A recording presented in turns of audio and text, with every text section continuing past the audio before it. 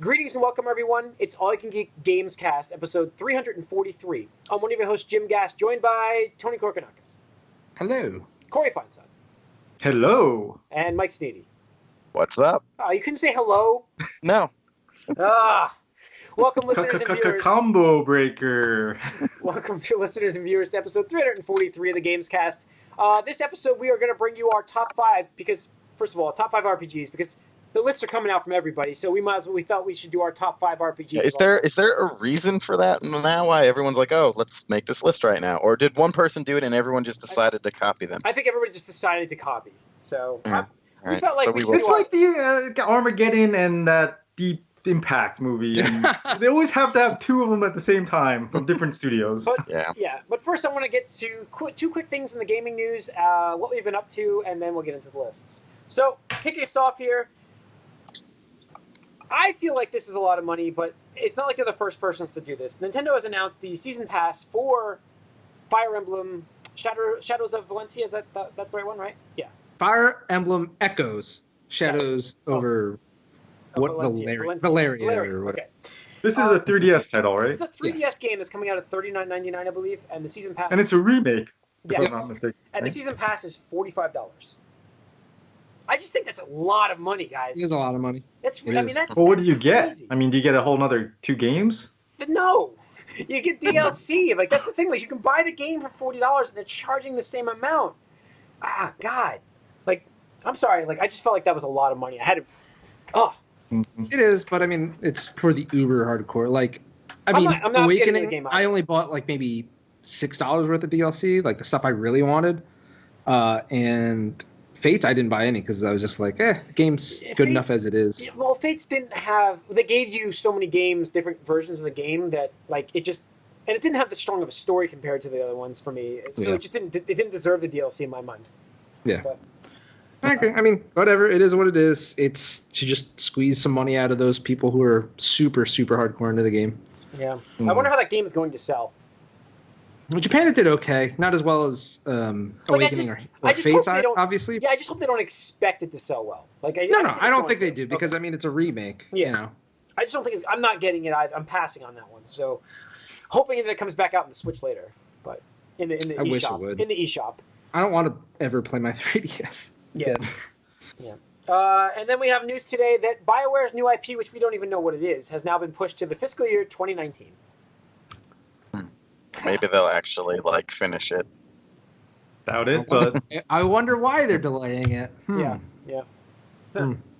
Not shocked by this, really. I mean, I'm not shocked. Come on. So I'm just saying we don't have full disclosure proof or anything like that, but I think it's easy to draw the line between, wow, we fucked up Andromeda so bad, we're going to play it safe, or we're going to give you guys like an extra year to work on this fucking game because it can't bomb as badly as Andromeda did. It just can't. Yeah. But also, I think they're probably spending a lot of time with all those patches they were talking about. I don't understand how you can Andromeda. delay a game that hasn't even been announced yet. Yeah, That's no the thing, one like- knows what it is. They should just never do it. The thing is, they're not delaying it for the consumers, like the fans. They're delaying it for investors. They're straight up saying, absolutely. we're not going to have this BioWare game.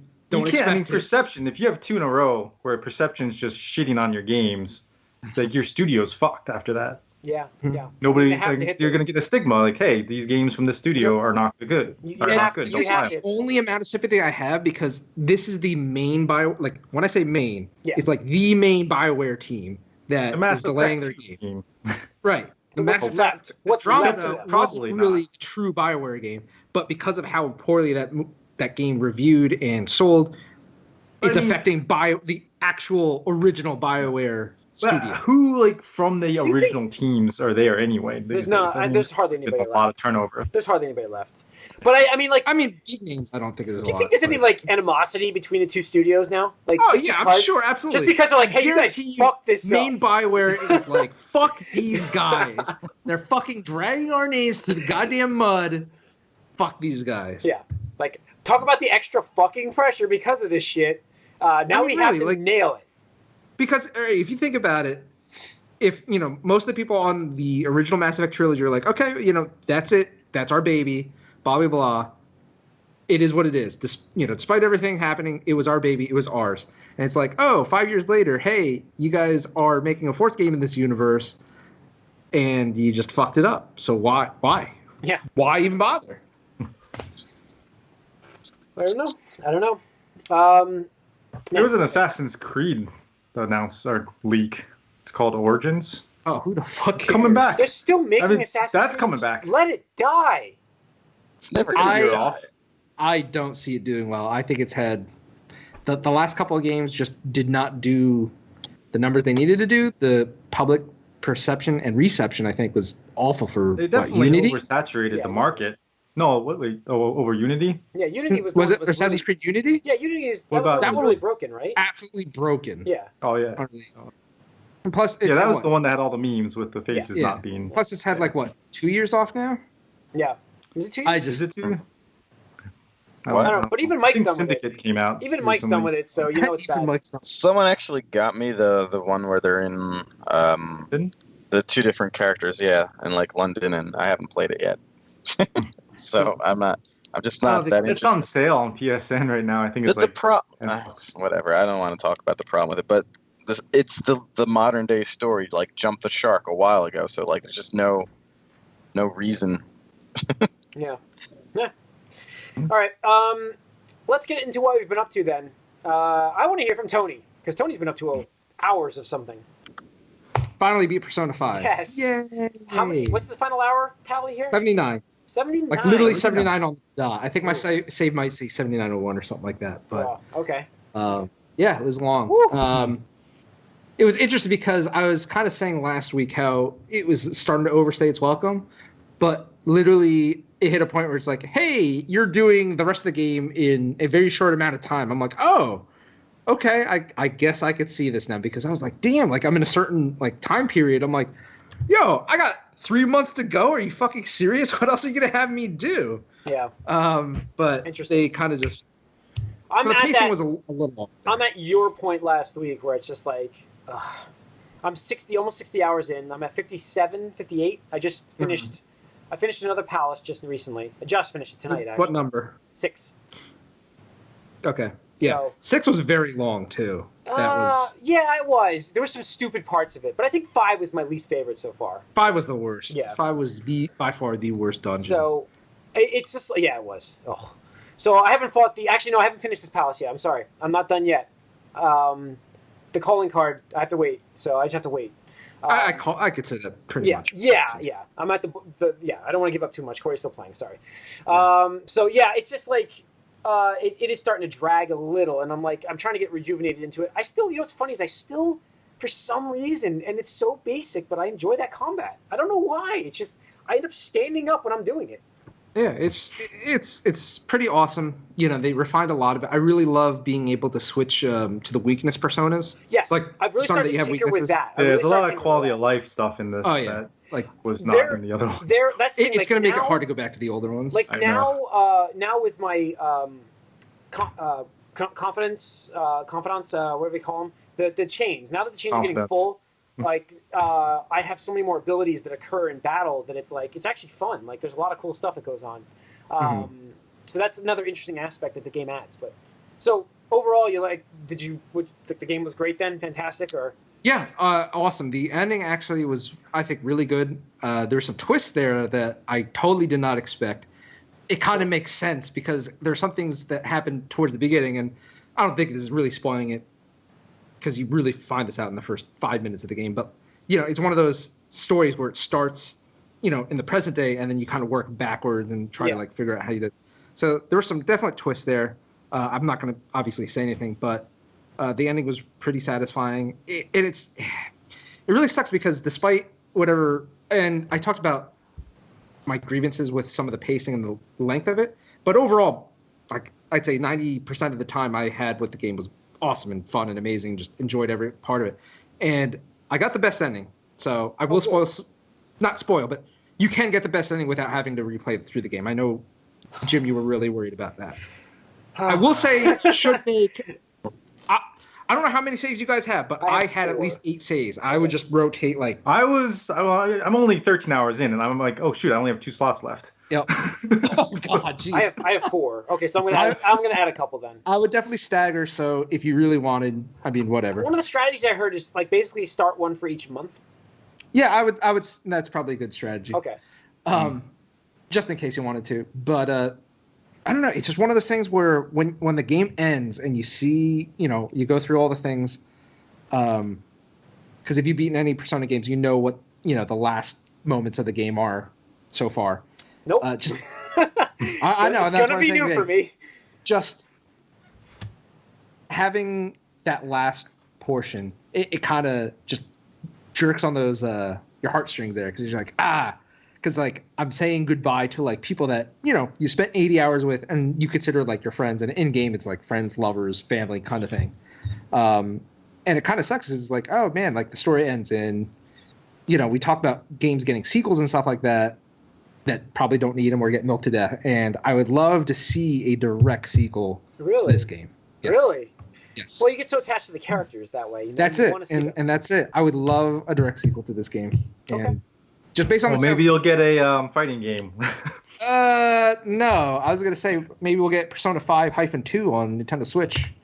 That'd be cool. Well, good way to play the game.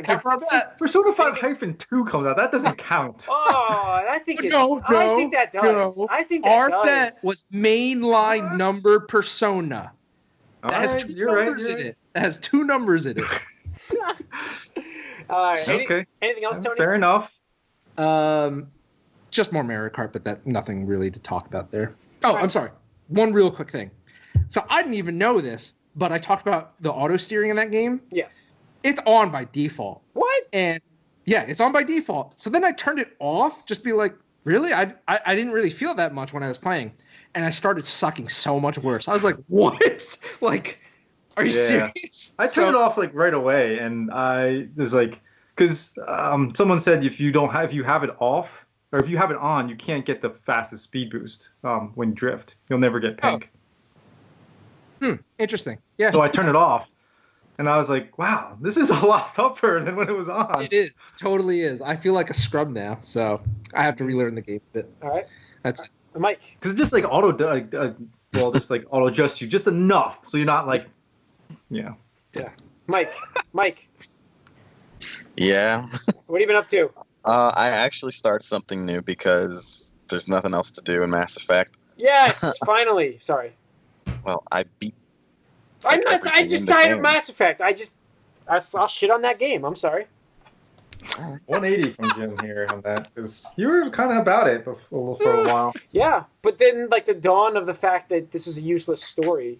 It's gonna get a sequel, man. It's not. There's no way it won't get a sequel. That's a bet right there. I'll bet you. I'll bet you. that. I'll bet you, Mike. It will absolutely get a sequel. All right. A direct sequel, yeah. In that galaxy. Direct sequel. Okay. Yes. Okay. I'll take it. We'll hear about it next year. It's not that long term. They'll announce something next year.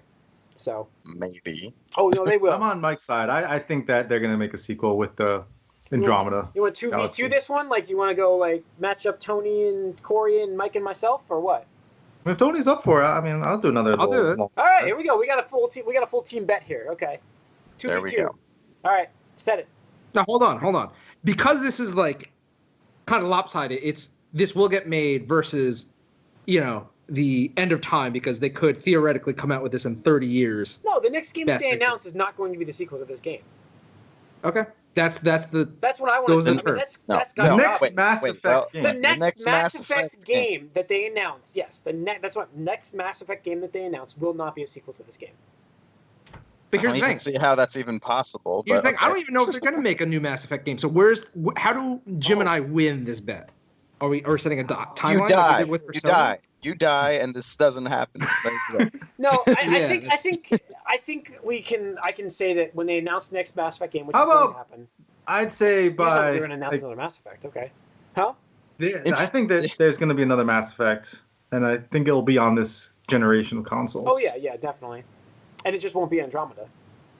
It will be in the Andromeda universe. If they scrapped Andromeda completely, then you would have to go all the way to Tony's extreme that there won't be any more Mass Effect, because But I think, 2 years they're going to announce it? Within 2 years? 2 years, I would be shocked if they didn't announce it. out within 5 What do we say? Well, not don't out. even We're talking need about to announced. We're announce. just saying Announced. announced. We're saying announced. No, Okay, they have to fine. announce it. I mean, if they announce it, but what happens if they announce it and never gets made? Then what? Yeah, that's what I was wanted to add a caveat there. If it gets announced but then gets canceled or never releases, I see. I have no faith in this. Like, I have listen, zero Tony, faith I in am- Mass Effect existing as a franchise. You're saying it's not even going to be announced. That's the thing. You're on your mind. My mind is when they announce the next game, it will not be Andromeda. So I'm okay Yeah. with just giving that part of it. Yeah. And then if it doesn't ever get announced, then the bet is basically there's no point. There's no winner. That's all. All right, we have to be able to win. That's my point. 5 Yeah. years. 5. Jesus. 5-year years. announcement. Yeah. 5 years for announcement. All right, if those are the odds, then I want 2-1. If that's it, I want 2-1. You know, you're saying you have no faith that the whole franchise even exists anymore. So, 5 years. Well, this is a different bet. Like I can't get in on that one. I can't. Like I think the franchise is. No, getting made. I'm not saying the franchise. The But you bet want is a time. just for Mass Effect You want- Andromeda 2. Yes. That's it. Yes. That's all I'm just saying my personal opinion is that franchise is probably slumber mode for a long time. I mean, I don't see them not announcing another Mass Effect within the next 3 years. I think it's going to be in 2 years probably. But I mean, if we need to have a Honestly, if set they don't- time, I would go with 2020 again. If they don't Like, announce, yeah, if they don't 2020 announce, sounds good. 2020. I agree. If I they would- don't announce something fine. by E3 of 2020, that's 3 years. Then the bet's Okay, done. all right, that's fine. 1-1, that's fine. One movie, that's fine. Okay. I'll do that. Fine. So we get the bet. Okay. Mike, what was the new game you're playing? Hitman. I got the whole thing, the complete whatever. I got it nice. used. I see why people. Seven. I see why people say like it's meant to be done episodically because you're supposed to replay the same areas over and over again to find all the little nooks and crannies and different ways to do things. But I definitely like it. I haven't really replayed much because I'm gonna play it not that way at first. I just kind of want to get through it and then I'll go back and revisit stuff later. So it's still kind of newish when I do it again. But I do like it.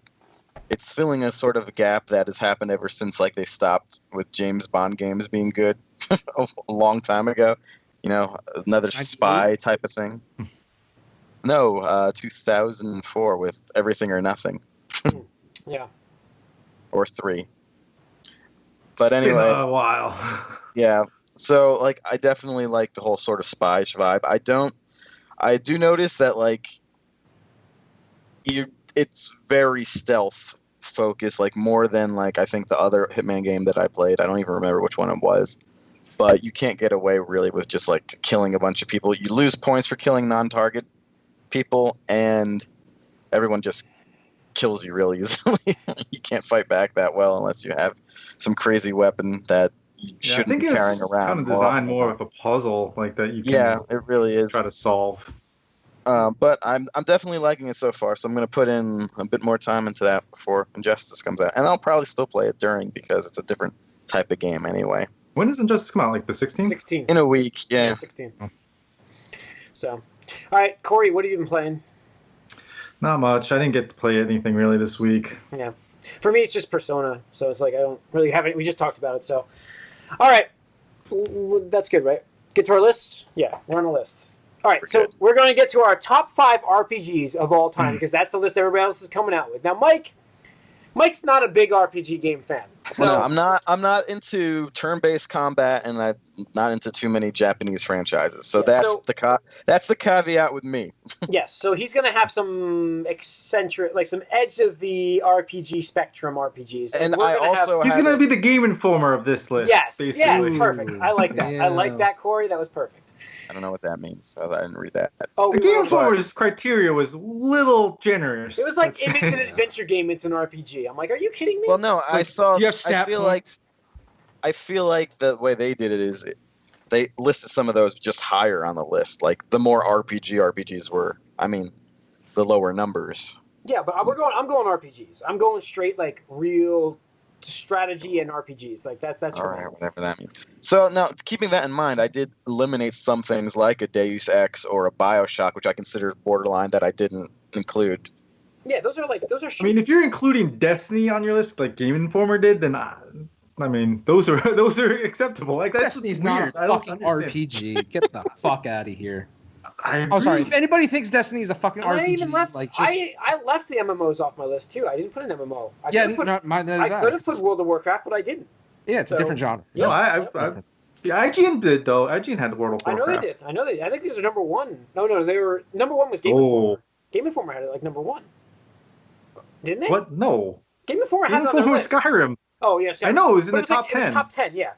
So all right. All right. I'm gonna Anyway, we're gonna follow this the same way we did the movie. I'll kick us off with my number 5. Number 5 on my list: Fire Emblem Awakening, my game of the year 2 years ago. Nice. Yes, it deserves to be there because I so many hours into this game.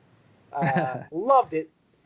Loved the story. Loved the characters. Got so attached to the characters actually, and making their kids to be characters and stuff. It was really cool. Like I really liked that little social aspect of it. So it was really good. I really enjoyed that game. Made my top 5 without a doubt. A great platform as well. Like handheld for me. Like a lot of these like RPGs, I feel like I want a portable system to play them on. Yeah, like Persona would have been perfect on that. But Corey, what's your number 5? My number 5 is Mass Effect 2. That was the pinnacle Yeah, of it was so close. the but Western RPG for me. it was Yep. so close to get my list do right that. there. Like that was right there with Fire Emblem, and it's just like I chose Fire. I don't know. I just chose Fire Emblem because I'm like I'm just really looking forward to what's coming out from it. So that's why it kind of elevates the whole thing more for me. Like the fact that I No. was so down on Mass Effect hurt that more right there. And it's sad Yeah, to I say can that, see that. but it's sad. It's to kind of say, like but- how you're so moody, Jim. yes. You're I'll down admit on it. Mass Effect, so that's not here, and you're up on Star Wars, so that went up on your other list. No, it would have No, been there. I mean I'm just that saying I'm so- affected me like, too with yeah, my yeah. movie list. Like Yeah. Ghostbusters was there for me too, but the last one was so bad. I was so like it affected my view of the other Ghostbusters. That's how bad it was. I don't know what you're talking about. There was no other movie.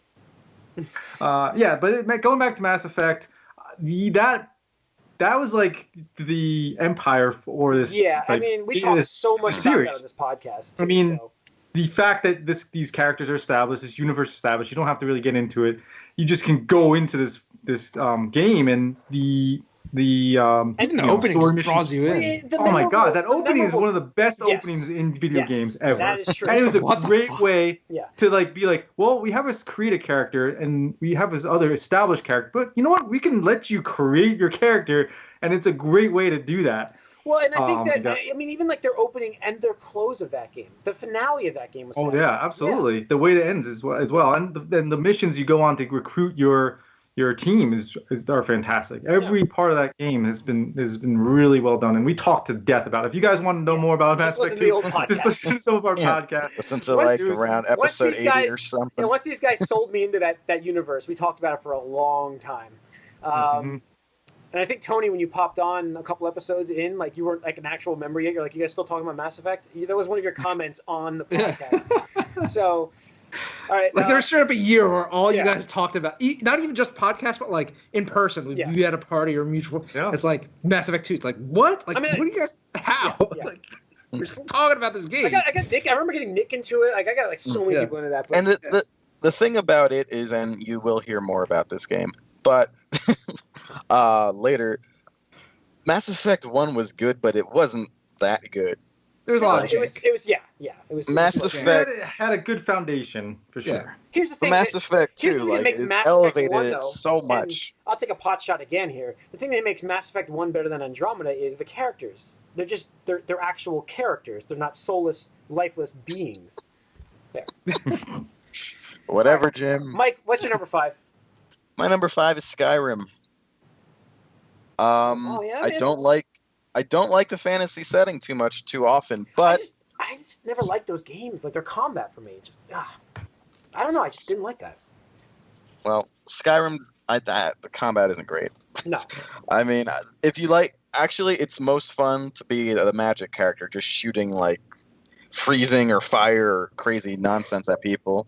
But there's a lot of different ways you could do that. There's also melee, which is, I think, kind of the weakest part of the game. But then there's arrows, and there's just a lot to do. There's a stealth mechanic, too. And it's just this huge world, and it managed to get me interested in a fantasy setting at least a bit, which no other game has really done too well before. So it's got to make my list there at number 5, and obviously progression is a big part of that, and that's why, to me, it's an RPG. Big RPG. Yeah. Tony. Went with Pokemon Red on this one. Classic. Yeah, the thing is, I mean, Pokemon has come a long way since the first game, but when I think back to being a kid in... You could have just listed Blue/Red, because they are... Yeah, okay, yeah, Pokemon Blue/Red, I personally... Not Yellow, because fuck Yellow, because it makes you buy the other two. But yes, yes.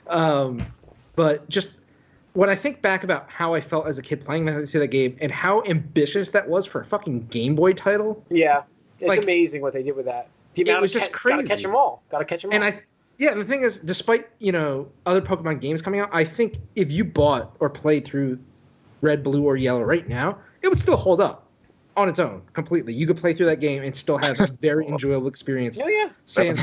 That's why all the Pokemon games are still the same, pretty much. Their basics are the same. Basics are the same, yeah. I mean, they've gone 3D now. They've gone 3D now, at least, but... I mean, the formula, though, is you can't deny that formula. No, and why would you it's change it? basically It crack works. for kids. Yeah. Why would you change the formula? It works perfectly. Yeah, it's like, what would you change about it? It's like, Yeah. I mean, it's been copied time and again, constantly. Yeah. Even Persona's got Pokemon.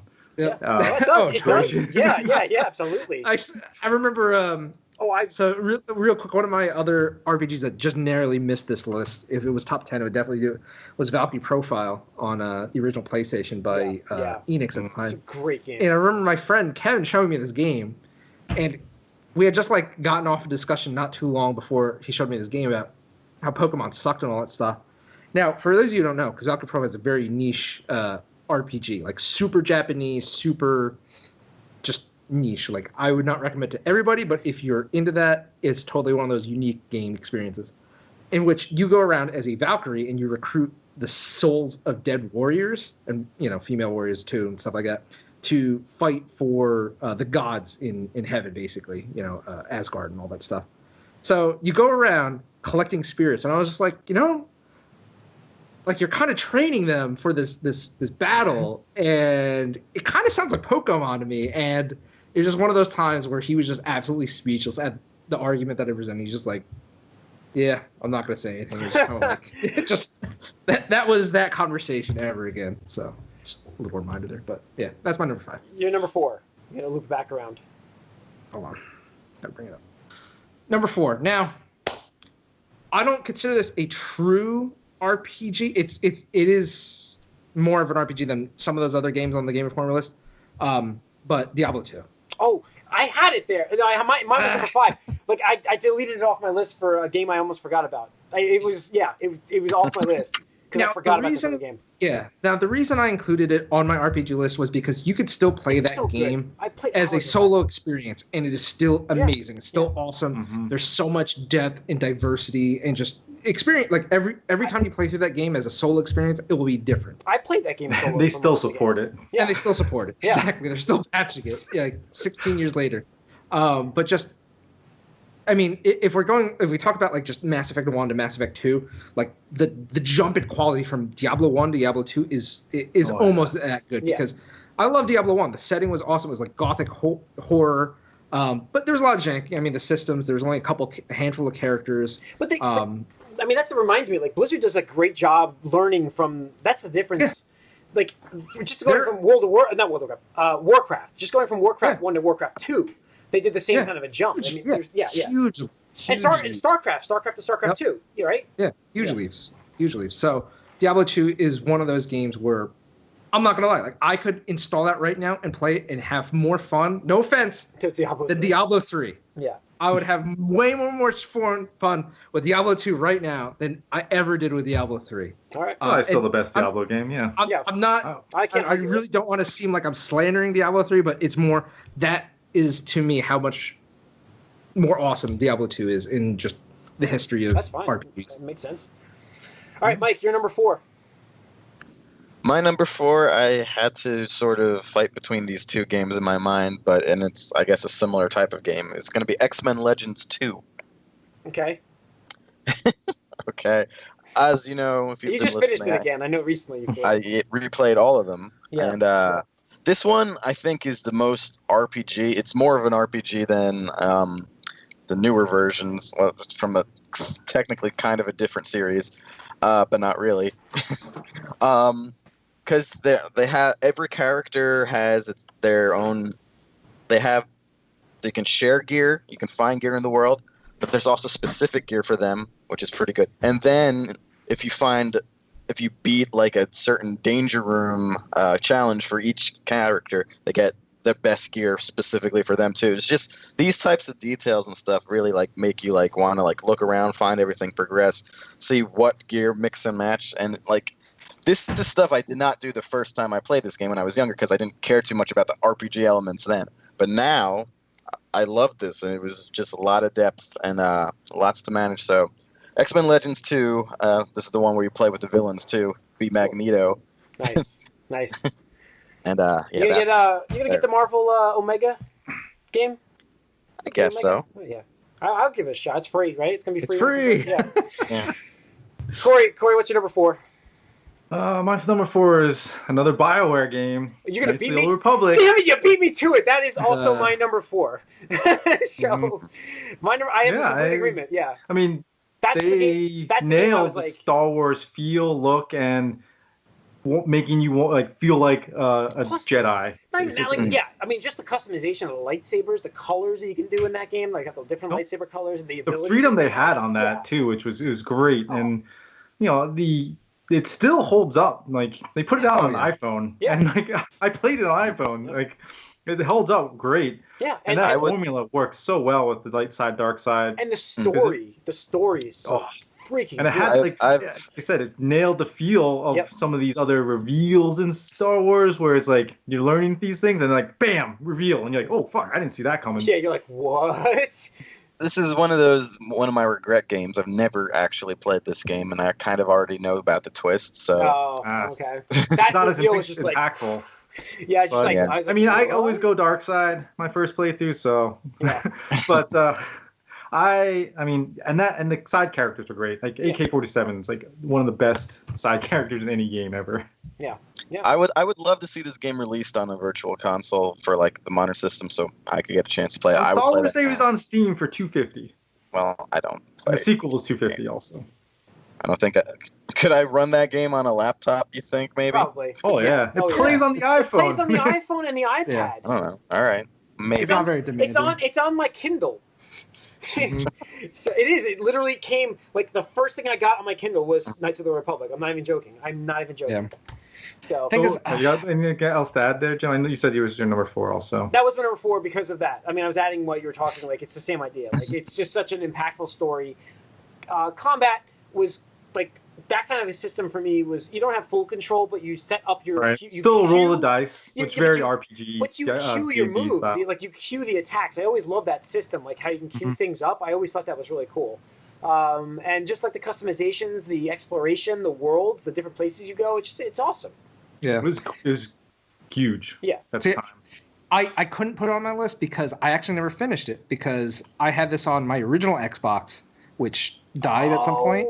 Yeah, and I think I remember telling this story. Yeah, and it was like at the time I was like, nope, like I'm not starting this game over again. Like it just too much. Was probably 50 plus hours. Yeah. So now however, 15 plus years later, I think I'm ready now to actually try that again because the thing is I have forgotten a lot about it, and I don't know the twist or anything like that. I've forgotten anything. Oh, good about it. So. I think actually now that we're talking about it, I think I'm going to do that before episode 8 comes out. So nice. Do that up probably for this summer. Give yourself a goal. Cool. I mean, you just came from a big RPG though. I mean, you just it's not right away. Yeah. Probably midsummer when I've dried up. 'Cause Horizon's next. One thing I didn't even mention, I might be platinum Persona 5. I might be. Because I would love to do it, but I know. No. Oh. But the thing is, I didn't max out all the confidants, and I really want to. It's one of those things where I want to do it because kind of like Mass Effect 2, it's those loyalty mission things. It's essentially loyalty missions in Persona. It's just kind of like we're friends, but we're not like bros or whatever. It's like I want to be everybody's bro. Like, everybody needs to be my bro. So we'll see. But All yeah, right. Star Wars definitely before Yeah, episode. my number 3 on this list is Final Fantasy Tactics. Makes number 3 for me. Yeah. So That's what I'm talking about. Fucking great game. I think I've played that on anything it was released on. I'm trying to think if I missed it on anywhere because I have played it so many different places. Firstly, I on the doubt PlayStation. did you play it on PSP? I think I did because Oh, I did have a PSP I for like a had it. small amount of time. Maybe And I had it on almost PSP certain, too. Yeah, I'm almost certain I did play it on there. That's the one I'm wondering. But like, I don't know. But I mean, I played it. That was the shock for me when I had the PlayStation was because I heard so much about that game, and I was working at EB at the time, and somebody traded it in, and I'm like, fuck yeah, that was going. I bought that immediately. Like it was instant buy. And Well, it was hard to find for a while. Yeah, well, that's the only but that's the only reason why I first bought it. That was the only reason why I first bought it. Because it was so hard to find. I'm like, I got to see what this is all about. And then I just loved the game. I just absolutely loved it. Yeah. So I want to add on. This is my number 2. So I'll just talk about it now. Okay. I remember because I had played Final Fantasy 2, known modernly as 4, back on the Super Nintendo. Loved it. That was actually one of the games that really drew me into RPGs in the first place because it was one of the first, I guess, popular console RPGs in the West. And I just absolutely love Final Fantasy 2, now known as 4. I'll just say the Japanese name. And then Final Fantasy 6 came out, and that was amazing. And Final Fantasy 7, at the time, I loved it. I'm down on it now because I don't think it's aged as well. But I remember being in my local Palmer Park Mall back then, EB Games.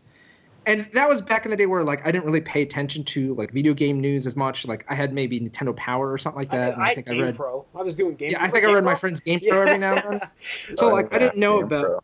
Yeah, I didn't know about games, like, as much as I do now. Obviously, we're keeping up with the news every week with a podcast. But I remember being in EB Games and just looking at, like, what's new rack? And I see Final Fantasy Tactics. I'm like, there's a new Final Fantasy game? Like, 7 just came out. And I picked it up, and the art was interesting. I turned it over in the back, and I was like, what? This doesn't look like Final Fantasy I know. Yeah. And he was talking about it. I'm like, you know what? Whatever. I got allowance money. I'm going to buy this. And little did I know that game would be my definitive Final Fantasy experience because just it has Final Fantasy name, but it really doesn't borrow a lot of the other stuff. Well, what's great, it's crazy, is that it really like took the classes of Final Fantasy and utilized them in a fantastic way, where you got to actually use them kind of like the way they should have been used. That's what I'm saying. It utilized them in the way that they were, like when you thought about that's the way they should have been used. Yes. Exactly. Yes. And that's it. And just, the story is amazing. For a 1998 game or something like that. Maybe earlier, I mean, that story was phenomenal. I want to say 7, but yeah. And I will say this: if like people are like fans of like Game of Thrones or something like that, you're not going to see the amount of like violence or gratuitous sex or anything like that. But when literally what drew me into Game of Thrones was how much like political intrigue, in addition to like a fantastical, awesome war story, reminded me so much of Final Fantasy Tactics. I was like, man, this is like Final Fantasy Tactics like grown up, like adults only edition or something like that. So the story's great. The characters are awesome. Like you were saying, Corey, the class is just... I played through that game so many times and with so many different combinations. I'm like I'm going to have like 3 monks on my team and just fuck everybody over with physical damage. And then I would try one with like calculators and mages and stuff. Yeah, you start to just put up these crazy different teams up to see what you could do with them just for fun. Yeah. Yep. They're just awesome. There is a long time where I play that game at least once a year. It's amazing, like for my interest, like for like Square, like some of their best games, it's not Final Fantasy related. Well, I mean, it's Final Fantasy Tactics, which is not like their mainline Final Fantasy games, and Xenogears. Yeah. Xenogears, yeah, Xenogears. That's the one. That's the strategy game from them. Yeah. So, and that was from Square. So, like, it's amazing. Like, I think I'm just more of a strategy RPG fan, but because of tactics. Yep. Oh, obviously, So, got 2 of them on your list. And yes. the last I have more than 2. That drew me into the like tactics, like strategy, tactical, like RPG thing, because prior to that, I didn't really play anything, but that game just was like, and then led to my like love for Fire Emblem and all that stuff. So yeah. Corey, what's your number 3? My number 3 is Persona 3.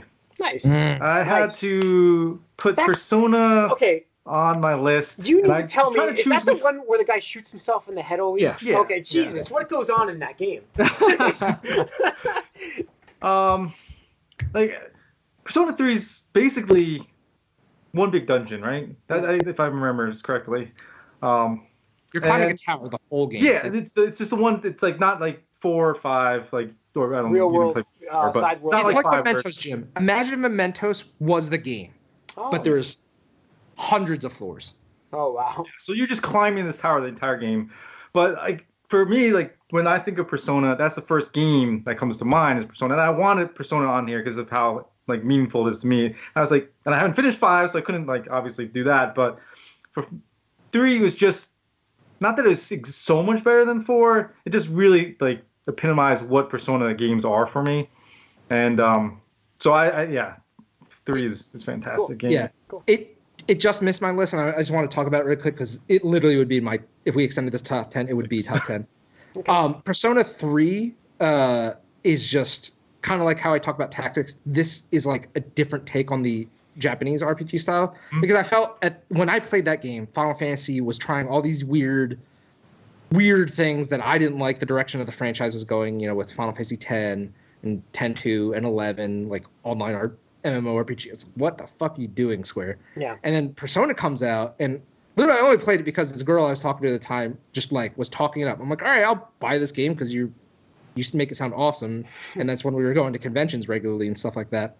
And I just got sucked into it so much. I didn't even expect it. I was just like, damn, because it was a modern game, like a modern setting, but with like fantasy, like in a high school, like you're playing as a high school kid, and that wasn't really something you did either in the real world. Like you're saying, like a lot of these RPGs are these fantastical places that you're going to, and it kind of, went away from that for a lot of the RPG things. But and it, had that Pokemon element too, which. Yep, exactly, and it was really cool, like balancing your social life, which is kind of like a visual novel kind of thing, where it's more story driven, and then you have the cloud timing and RPG aspect. But the side character is so memorable too. Yeah. And that's the thing is, the thing that really pushes Persona 3 over the other ones that I've played is just the setting and the environment. Because whereas Persona 4, I consider, despite the shit that does happen in the game, is pretty happy-go-lucky.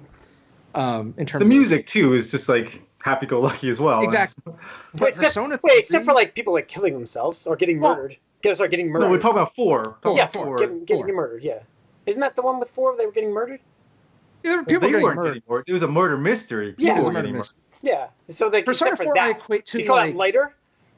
Yeah, absolutely. Compared to Persona 3, dude, Persona 3, no lie, it's kind of depressing in just the atmosphere of the game. The whole time you're just like, yep, like humanity is fucked. Like we're all fucked. We don't know what to do. Like, and it's kind of symbolized in this tower that you're climbing forever as well. Yeah. It's just like just kind of going into this tower day in day out. Like, where are we? What are we doing? Like, just this big drag. And a lot of people didn't like that. Like, a lot of people were upset about this tower. I could see why people wouldn't like that because kind of like how we were talking about Majora's Mask last week. Persona 3 is a very hard game. Like, absolutely ball breaking. If I had to play base Persona 3 on PlayStation 2 again, I don't think I could do it. Like, I don't have the stomach for it. I don't have the patience for it anymore. I'm an old man. I just want to get my shit done. I can't even count how many hours I probably lost because here's the thing: when you climb floors in this, like you might get a save point like after 10 floors or something like that. Maybe you get a save point after 10 floors. Holy shit! And there are straight up times where like you encounter a new enemy and he crits the shit so out there's of two you. things. Like like I was saying in Persona 5, they still have instant one hit like auto kill spells. They do it so much more frequently in Persona 3. It's not even funny. Like straight up, like you just see like them cast like Hamoan or something. Like you're like, fuck. Like you're just like, don't target the main character. Don't target the main character. Main character. It's like you're like, and like literally, like this is what I like. We joked about how like windmill slams controllers. I just kind of like grip my control and I shake back and forth, and I just get really mad and I start to like shake, and I'm just like, Number two, and this is my biggest gripe with the game that actually would knock it out of my top 5. In base Persona 3, you do not control your entire party members. You control the main character. So they do whatever they want. Yep, they do whatever the fuck they want. So you could be fighting enemies, and you're like, yep, I know this guy's weak to lightning. Lightning, bro, I need you to step up. And they'll be like, cure item. And you're like, what the fuck are you doing? What the fuck are you doing? Like, wow. Like, wow. And you will straight up lose fights because of this. Yeah. Like, not even just boss fights, like regular encounters, because it's like, I just need you to do this one thing for me. All you need to do that is was a like lightning spell. mind blowing when they introduced that into the game. Like Yeah. mine, like it changed. It was a game changer. Yeah. But So, I don't even know where we are now. All right, we're on 3. Mike, you're number 3. Okay. This is borderline but I need to fill out this list, so I did Marvel Ultimate Alliance. All right. You have a it's theme. Almost the same series, but it's I mean, not. Mass Effect and Coda were kind of very similar. So Yes. So It's true. and I was flip-flopping with the order because this is less of an RPG than XMen Legends 2. There's less RPG elements to it, but they're still there. They're a little more streamlined. Don't you get but to it's pick your just- powers though as you level? You have way more powers to choose from in X-Men Legends 2. It's just you select. There's fewer powers to select, but they tie like it's certain. more about the characters you're getting in this. Yeah, one. you get a lot of extra characters. In Ultimate Alliance, you tie gear to. You only have one piece of gear per character instead of 3, and also your passives are tied to your uniform, which is different, and it's less convoluted though. But yeah, the number of characters really that you have in this game, and all the bonuses for making the right teams that matter and stuff. You know, it's just there's just so much in it. And like if you're a fan of the Marvel comics, and We played that game. We played that game to death. Trust yeah, me. for sure. Trust me. And like it goes to Marvel's strengths too, which is a lot of characters. Like they have a lot more characters that are interesting and all necks of the woods really that they can bring together in interesting ways, and that's what this game is all about. And there's even consequences from some of your actions. Jean Grey dies again because of me in this game, because it's her Nightcrawler. And Yep. Gotta save choose. someone. Gotta choose. Rose before hose.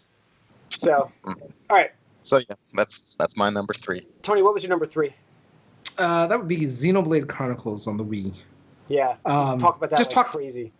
Dude, I really hope they release a remaster, like, I don't know, HD version or whatever on Switch, because, like, you guys need to play that game, because... It might blow up our worlds. I mean, I don't know. I don't want to hype it up too much, and it is a little older now than when I first played it, so, I mean, some of the quality of life My issues top and stuff 2 like games are, like, pretty early. I know. So I just don't want to hype it up too much, but basically what I was talking about in Persona 3, even though it's an honorable mention for me, the way that, kind of Atlas took the classic JRPG and was just like, all right, we're just going to make a modern JRPG if that's what we're doing on PlayStation 2. Xenoblade Chronicles is what I feel JRPGs could evolve after Final Fantasy kind of stopped their, like, after Final Fantasy got released on PlayStation 2, because I absolutely hated every version of Final Fantasy on PlayStation 2 except for 12 because I didn't play it, but I tried them all the other ones. I didn't care for them. I was like, fuck Square, this company sucks now. Like, totally lost me as a fan. So I was really disappointed because I think they were the front runners for, like, revolutionary RPGs and just turned Yeah, I would pushing say the envelope. Square were basically synonymous with great JRPGs. Right. So, I mean, and then... Exactly. And then you look at the Xbox 360, PlayStation 3 generation, you're like, all right, maybe they'll, change it up now. And it's like, did you do Final Fantasy 13, which I played like 8 hours. Times. I fucking Oh my hated. God. I fucking I played hated 8 that hours, game. and they're like, thanks for playing the tutorial. And you're like, wait, what? That was the tutorial? Yeah. Like, no. And not to mention, I wasn't even digging the game. It's just like, hated well, that fuck game. this. It was the most Traded in. confusing story I've ever heard. It was ridiculous. Yeah, it was shit. So I was just like, well, this thing that I like is no longer being made. Like, it's not being catered to because it was like Persona or Tales of games, which are fun in their own right, but it's not the same thing. If I want like something like that. So Xenoblade Chronicles comes out by the people who made like the Xeno Gears and Xeno Saga games, comes out for Wii, and they're just like, okay, this is cool, and just what happens in that game, like the story is amazing. The graphics for being a Wii game is just fantastic, and that's why I want to see it on an HD system now, because just high resolution and HD assets would do wonders to this game. I mean, it still looks good, but I mean, with HD assets, it'd be like, damn, it's really awesome for a 2011 game. I want to say maybe 2010. I want to say, I forget, but just everything in that game is awesome. The characters, the story, the music, just the exploration. Like, it really draws you into that world where you're just like, kind of like how in Breath of the Wild, you're like, you can pretty much go anywhere. Xenoblade Chronicles, like, I can go to most of these places and just explore. And you're usually rewarded for exploring these areas because you'll fight enemies, you'll find treasures, et cetera, et cetera. It's just very awesome. And I hope that the next one coming out this year, Jim, coming out this year, follows along that legacy, because I think X disappointed me a bit more in the kind of went wider rather than deeper. So Okay. we'll see. All right, and your number 2 again was... What was number 2 Tactics. again? Tactics, that's right. Yep. All right. Mike, your number 2.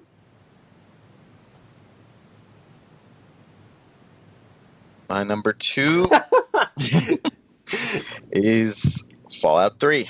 Nice. Yeah, it's a great game. It's a freaking fantastic game. Obviously, similar to Skyrim, but I prefer that universe more. The post-apocalyptic. This is really the first post-apocalyptic game I played. I need to know though. Did you play Fallout 3 after the change or before the change? Because then they changed the ending of that game. Yeah. I played it. They had I to. played it before, and then they changed it afterwards. And So I played the completed version of the game. I played the Game of the Year version. Is what I played. no, because the ending makes you can carry on and keep going, really, essentially, which is good. So yeah, it actually had a decent story, and there's speech checks, action. Yeah. You can make yourself feel real powerful, like finding the right weapons early, even too. But if you wander away too much, you'll get killed by everything. Everything's scary at first. Seeing you something come out of run that at you, vault. like those beasts running at you, you're like, "What's coming at me here?" And you're like, "Oh shit!" And I remember vividly one of the first things I did when I went out of the vault is I wandered around, and then I ended up in the sewers, and I stepped on a mine and blew up. I'm like, there's traps that just blow you up everywhere. I'm like, oh no. So it's just a great experience, and I think for me that's one of the definitive RPG experiences on that console and that generation on the 360. I actually like the DLC in that game quite a bit. Yeah, no, the DLC was definitely good. You're talking about Brotherhood of Steel stuff, which also fixed the ending a little bit. Yeah, and the DLC was substantial and interesting, too. Yeah, I mean, like I said, I played the Game of the Year version, and I felt like all of that add-on stuff was fun. Except for the Alien one, I think. I didn't like that. I didn't like that either. Yeah. That's stupid. So. All right, Corey, what's your, what are we on, 2? Number 2. I'm assuming I'm going to hear this from your list too, but Suikoden 2. Well, we could go at the same time, Corey. My number 2 is Suikoden 2.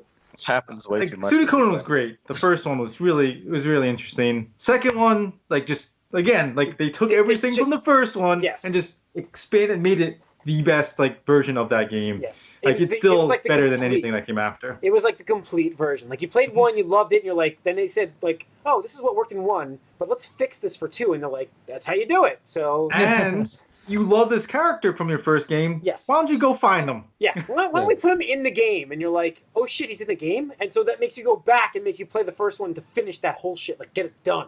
And then again, it has a catch 'em all kind of thing going on with it as well. Never mind. You've never played this, Tony. No, I have. It just they're on PS3. And there are characters that you cannot get after a certain point, like early. If you miss, that's it. They're gone. You can't get them. Yeah, that's how crazy it is. There's 155 different characters, I think, or something like that. I thought it was 108. Oh, it's 108. I don't know. Maybe I'm over embellishing. 100. I wanted to say 120 somewhere. I don't know exactly, but there's over 100 characters that you get. You're building your castle and you're building your team, and you're going on a great adventure. The story is fantastic. Yeah, building the kingdom up was just awesome. The different parts of the castle, the chef. I mean, you get everything in there you can have. And it's just, and the combat, and the story, There's another part it's an RPG. You want a good story, and there is betrayal. There is there is adventure, and it is awesome. Political intrigue, yeah. Yes. It's got all that. So it's got all of it. Yep. It's a full package, and another one that it's weird though. Nothing came after that. It was better. It's this is the one that really epitomized. It peaked. Epitomized this franchise and this story, and it's weird because it's. Suikoden is not even a Japanese word. It's a made-up word that it's was like from a Chinese company too, or something Yeah, like they that. just- Oh yeah, I mean it's based on Chinese mythology. I thought. Yeah. Yeah. They just You know. built a word is what they did. So they piecemealed it together. It was Konami, right? Was that Yeah, Konami? Konami. Yep. They're dead. Yeah, to so me. good. So we'll never see. But another 1 and Suka. 2, like, so good. Yeah. My number 2 was that. Obviously, my number 1. I'll kick us off. Number 1's obviously I've talked about it numerous times. It's still my number 1. It's still the best. Dragon Force. Bam! Number 1 for me too. Shock I and really awe. thought you were gonna do Panzer Dragoon. I see. It's not really an RPG. Oh, okay. You stick pure. You stuck pure. Oh, that's fine. Like I'm good with that. I'd say it. If it was more true RPG, I would definitely be number 1. I mean, that's my number 1 game of all time, probably. Yeah. But man, I don't know. I just don't think that it's really an RPG. I mean, like no Zelda made my list because I went pure RPG, and that's so. I don't classify it. Yeah, so I mean, Dragon Force for me, again, my third strategy RPG for my list because it is a tactical RPG.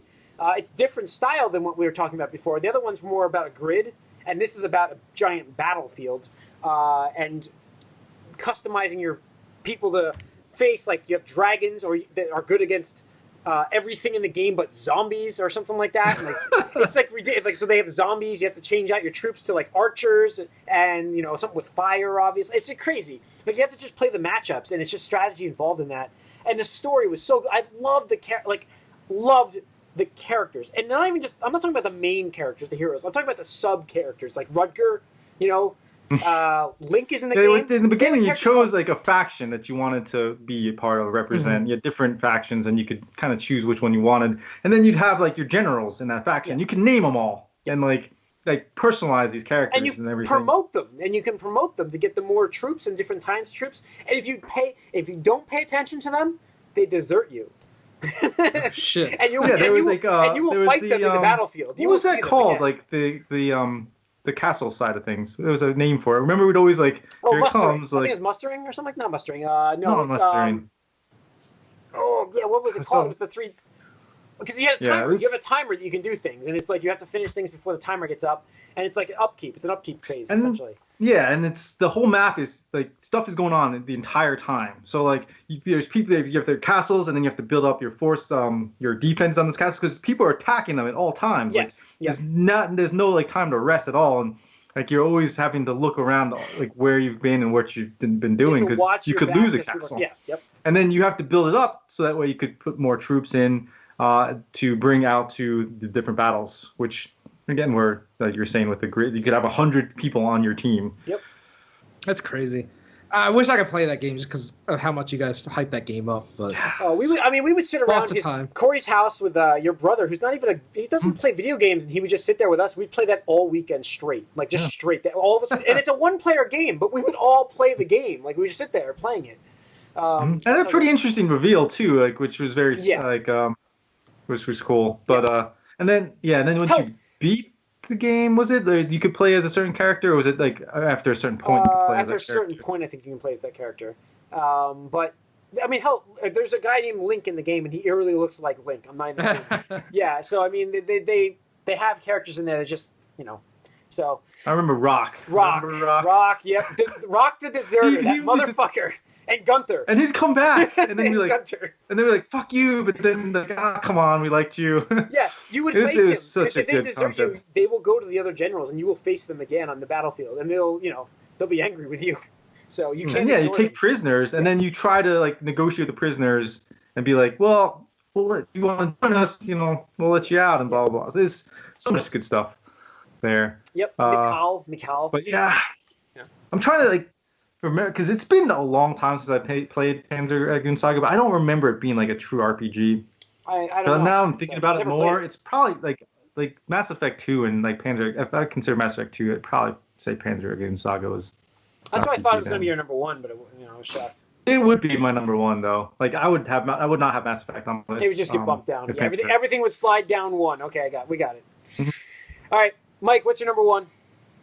Well, if that did slide down, it would slide back into my number 1 spot, Mass Effect 2. Yeah.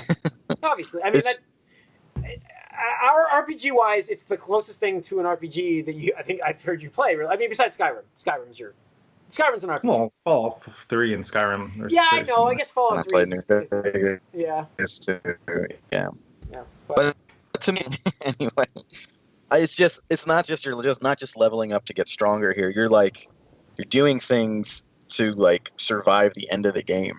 Yeah. Which is all of the world and the characters just felt like alive, and that's the biggest reason why this is one of my favorite games of all time. And yeah, the combat was actually entertaining too, and much improved from Mass Effect 1, like I said. Just a lot of different permutations, things going on in this game, different ways things could go within the game, allegedly in the future game, but maybe not as much as we hoped. But it for me, that's it just gave you the most, I think, incentive to do everything Like, in a game like this I've had. here's the problem I had. Like, I love Mass Effect 2, obviously. We talked about it forever. But the fact that Mass Effect 3 imploded my universe in my head. Like, I was part of this team, and these were my characters that I loved so much. And then Mass Effect 3 just took that away from you. Like, it just took it away from you. And it gutted you. And that's why I lost interest in gaming for 6 months. That's why there's all that good DLC for Mass Effect 3, the Citadel stuff that I've never played, because I'm just like, I can't. Yeah, it just it's over. But that's why it didn't even get it's not near my list, because it's just like I love that game. I loved it, but because 3 just gutted me so much, it cannot be my top 5. It can't be. Well, to me, like the way 3 would have avoided that is if it ended like 2.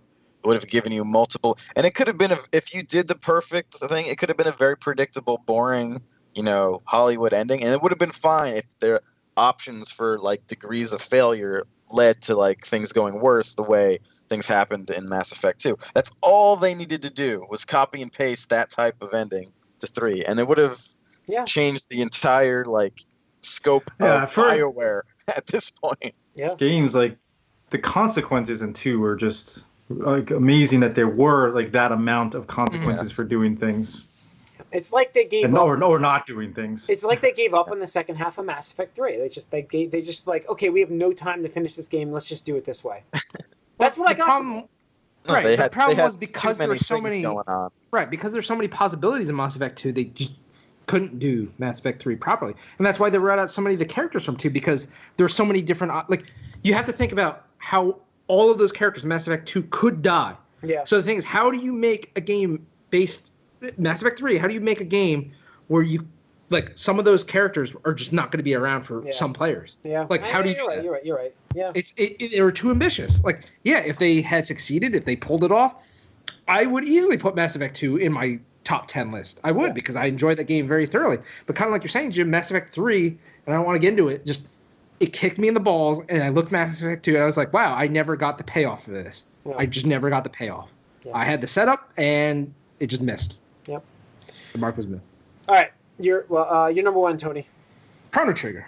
Yes. Definitely. Yes. Number 1. Good game. Somebody had to say it here. Yeah. And, no, I mean, Chrono Trigger was right on the cusp, too, and I knew you were having it as number 1. No, I know. Well, I think because, you guys were more Sega people, so, I don't know if you guys played it. Jim was the Super Nintendo guy. I was in SNES, yeah. I guess I didn't know that. Oh, I was. And you didn't have Chrono Trigger? No. In the top 5? I know. Really? No, because I never actually played through it. I know. That's the big reveal. I didn't have. That's the big reveal for this podcast. Yeah, I didn't play through it on a Super Nintendo. I played it on some other systems. I mean, I've seen it and I've seen people play it, but I've never played through it myself. I've never done it. Yeah. So I never have. I can't tell you about it. I don't know the story. You need to play that, man. I know. It's your life. Big reveal. And that's a game that holds up too, just because of the sprites and everything. You can play that now. If they re-released that, I would grab it. They have many times. But no, I mean, it's something I own. An iPhone. iPhone? DS? Oh. It's on the iPhone? Hells yeah, it is. Okay then. It was on sale a little while ago too, which kind of sucks. You missed it. Yeah. Because it's expensive. It's like $18 or something like that. No, it's $9.99. $18? It's $9.99. Oh, it's $9.99? Okay, because it's on sale. Hold on. Chrono Trigger is worth pretty much any amount of money. Yes, I'm just saying, Square games, though, we've it's all not spent much worse amounts on stuff is nowhere near as good. Chrono Trigger is like the closest thing to perfection in a video because it was a dream team of programmers, designers, artists, musicians coming together.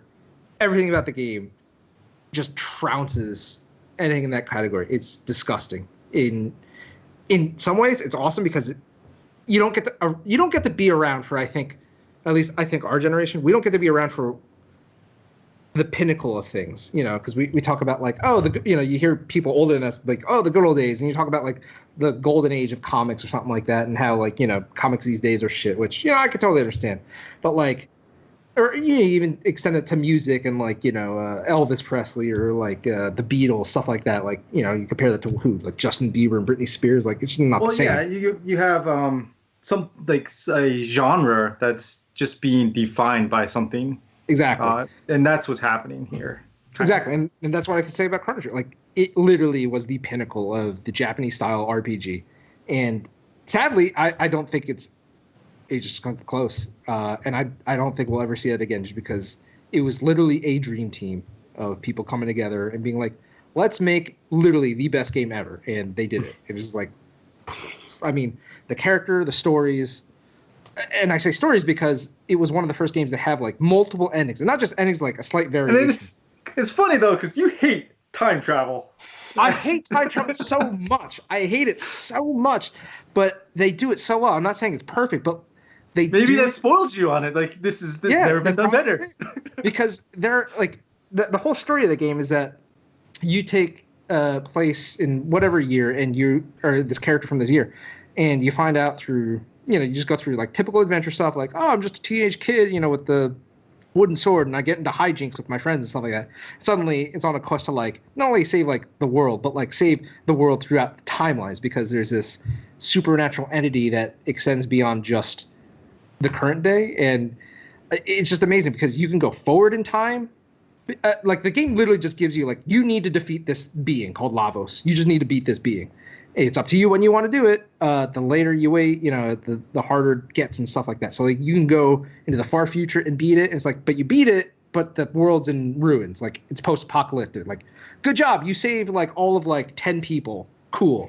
Or you can go way back into the prehistoric past and beat the creature there, and you get some other completely different ending because you saved it at this point, and that kind of like what is it, butterfly effect, I guess, or I don't know how to say it. Like just because you defeated in this timeline, all these other things change. Where like you come back to your modern day, and it's like the game is completely different. Yeah, a domino effect. There you go. And it's just mind-blowing. I think there's like over 10 endings, which is crazy. Just amount of interactions, what you have to do to get some of them. I talk about payoff, from Mass Effect 2. It's like this game just you think about it, and you're like, wow, this thing happened, and I could have stopped that because you can go beat the game at any point in time. That's cool. Like, you can go fight the last boss within the first hour of the game. You'll probably die unless you start a New Game Plus, but you could fight him. Cool. Yeah. All right, so that's our top 5 RPGs of all time. I think that's going to wrap up episode 343. I'd like to thank all of the listeners and viewers for tuning in. Tune in next week to our movie and games cast. We have a spoiler bonus round coming up. Spoiler cast for Guardians of the Galaxy Volume 2. That'll be next week. Just because we've been talking our asses off for these top 5 RPG lists. So we can't do it tonight. My voice is almost gone. So I think Plus, I'll give Mike an opportunity to see the movie. Yeah, you get I'll a shot. probably be able to see it by then. All right, you get a shot. Probably. Mike might join us. Okay. So, tune in next week for that. Thanks for listening. Write us podcast at AllYouCanGeek.net. Follow us on Twitter at AllYouCanGeek. Like us on Facebook as well. Let us know your top 5 RPGs because this is the big talk nowadays between a lot of companies. So let us know what you think of our list if you have any gripes with it or you like it. And let us know. All right? Thanks for tuning in.